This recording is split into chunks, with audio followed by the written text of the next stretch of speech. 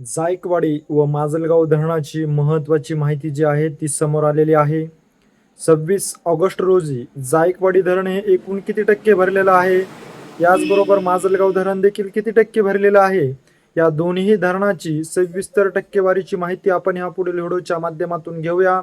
तर नमस्कार मंडळी, आज आलेल्या जायकवाडी व माजलगाव धरणाच्या टक्केवारीमध्ये खूप मोठी अशी बदल झाल्याची माहिती समोर आलेली आहे.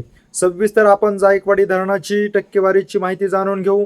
जायकवाडीच्या धरणामध्ये येणाऱ्या पाण्याच्या आवकमध्ये आपल्याला घट झाल्याचं पाहण्यास त्या ठिकाणी मिळत आहे.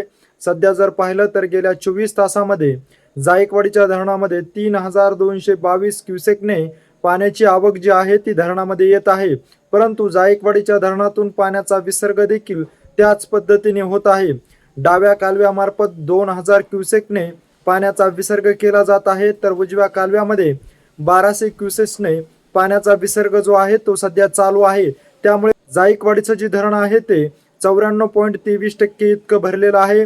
तर माजलगावचं धरण जर पाहिलं तर आजच्या तारखेमध्ये जवळपास 23.41% पोहोचलेलं आहे.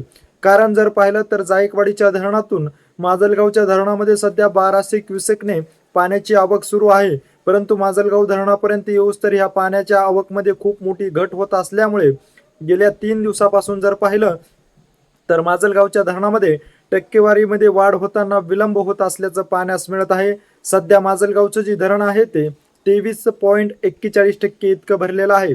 जायकवाडी व माजलगाव धरणाविषयीची अशीच माहिती जर तुम्हाला जाणून घ्यायची असेल, तुम्ही अजूनही आमच्या पेजला जर फॉलो केलं नसेल तर नक्की फॉलो करा. धन्यवाद.